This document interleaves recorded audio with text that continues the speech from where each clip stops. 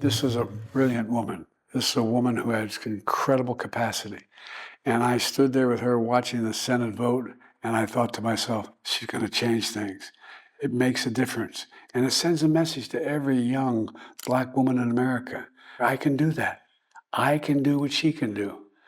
She is America. And look at the look on her face in that picture. The same one I had. It's done. 53 yes, 47 no's. She passed. And I felt great pride.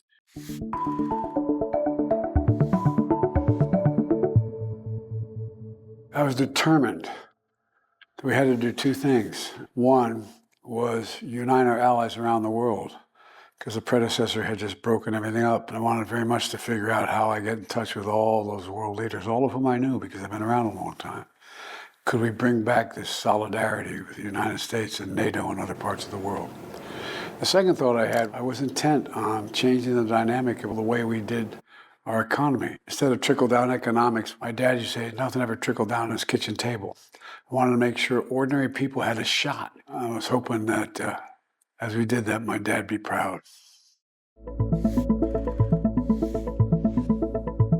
No American president ever has gone into a war zone without the military guarding him.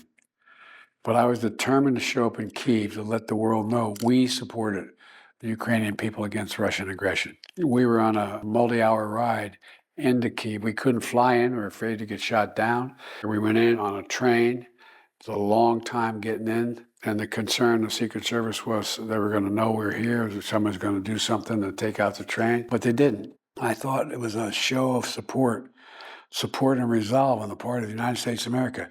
We are not leaving Ukraine to be ravaged by the Russians. That look in my face there is one of absolute determination.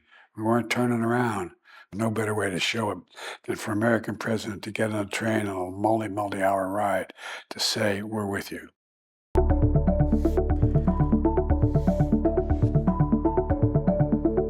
The infrastructure law we passed was the most comprehensive attempt to rebuild America in American history. I want to make it clear. It wasn't just about Democrats getting benefited or blue states. I want to make sure everybody in America benefits from it because we're all Americans. And so this over $1 trillion bill over the next 10 years, more red states are benefiting than blue states. I knew when we passed these major pieces of legislation, they wouldn't come to fruition in the first administration because it takes time to build these bridges. It's going to increase commerce. It's going to increase economic growth. It's going to increase the ability of people to be with one another.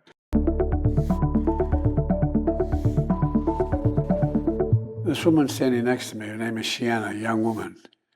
Her generation is going to live or die based upon what we do over the next 3, 4, 5, 6, 7, 10 years dealing with climate. From the time I got elected to the United States Senate, I worked on climate change. I thought that the only really existential threat to humanity is a change in climate. When we finally got the bill passed, I almost wish it wasn't called the Inflation Reduction Act. It provided for over $368 billion to deal with climate change, which is a threat to all humanity. And we got the legislation passed. It gave me such hope that we're going to be able to continue to make progress, and we are. I've committed that 30% of all federal lands and waters are going to be set aside permanently, so no development is allowed. When I leave office shortly, I'm not walking away from this issue. I'm going to be deeply involved in making sure we continue the fight.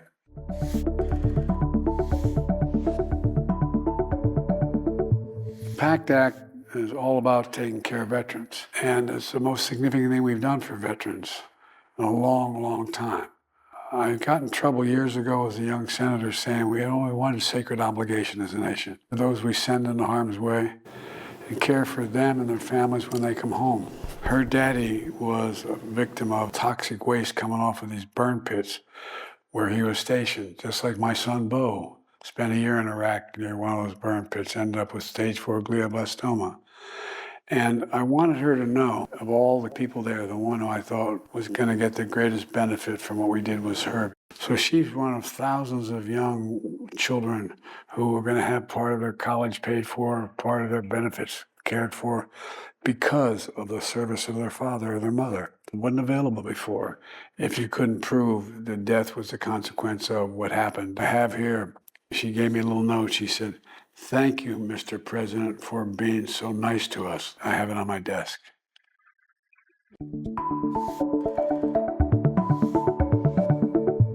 Look, the United States invented these computer chips. They're about the size of my little finger, the tip of my little finger. They have control of everything from cell phones to automobiles to weapon systems and the like. We invented them. We had 40% of the market.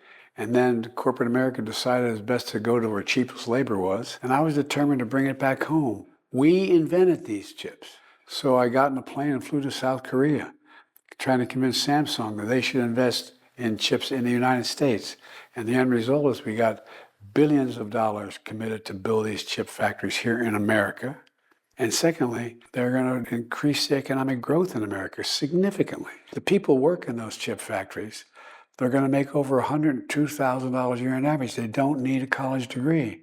It's going to revolutionize communities all across America. It's not only the construction of the facility, which increases the need for skilled workers to build them, it also means once that's done, there's going to be a permanent workforce of thousands of people all across America making serious money. And when that happens, guess what else happens? More barbershops, beauty parlors, drugstores, churches, and communities grow around them. We provided more money for red states to build these than blue states. I think it's one of the most important things I was able to do. You know, when I walked the picket line to support the UAW, I wasn't even thinking I was the first president. I did that as a senator. I did those things as a vice president. It didn't even dawn on me that the president's never done this before. But I wanted to make it clear that the middle class built this country and unions built the middle class. And it was critically important to me to demonstrate my support, in this case, for the UAW. They got their contract. They're making American automobiles. We're coming back. You know, I got a lot of criticism for saying unions are making more money and it's going to cost everybody.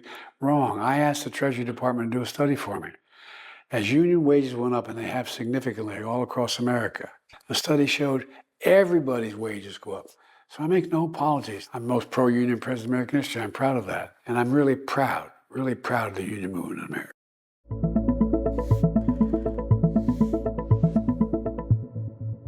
Well, this is a picture of me being handed a ball by my cousin from Ireland, Rob. He and his brother were two of the best players in the Irish club, and it was St. Patrick's Day. But what it meant to me was more than that. It was a tie to the past. It was our roots, the roots of my family. When we went to Ireland and they did this extensive genealogy, my family in Ireland, the Blewitts are from Mayo, and the other half from Louth, which is on the Irish Sea, the Finnegans. The ball meant to me more than just the game.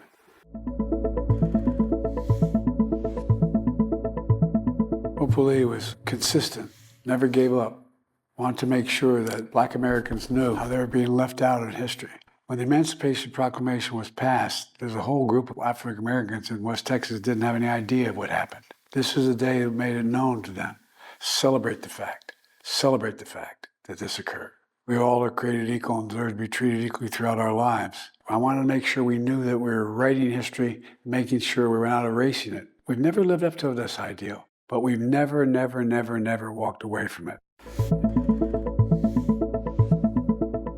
Until you lose a part of your family, you don't really appreciate what it means when you're wondering whether or not you're ever going to see them again. And these are their family. This is their family. And I felt an overwhelming sense of accomplishment, being able to bring their parents home from Russia, being held unfairly. It was a complicated process to get it done. The guy that I've become friends with, Chancellor Schulz of Germany, he made it happen. He had to release a prisoner in Germany in order to get these men released. He met Jill at the Olympics, and he said, "I'm doing this for your husband." I'm reminded that the word of leaders matters. And I think building personal relationship with world leaders matters. I'm indebted to the Chancellor for what he did, but it mattered. We did it for them. They did it for us. That's what alliances are about. But look at the looks on their faces. To see them come home, to know that they came back, to know that they were going to be okay, mattered a great deal to me. I remember taking off my lapel pin and giving it to one of them who was saying, "Welcome home." To quote my dad, he said, "Joey, family's the beginning, the middle, and end. Uniting families matters." I just felt so good about it. I felt great deal of pride and a great deal of thanks to the Germans for releasing that prisoner. A lot of emotions that day. Standing with my son Hunter and my daughter Ashley and Jill. And the most searing one was my son Bo wasn't there.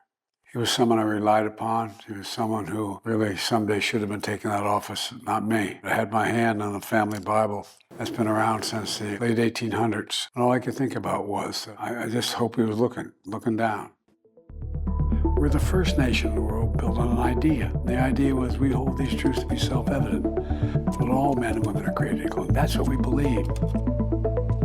I was asked by Xi Jinping when I spent 80 hours alone with him, and we're in the Tibetan Plateau, and he turned to me and he said, "Can you define America for me?" I said, "Yes, one word, possibilities. We're a nation of possibilities." That's who we are. That's what we never give up on.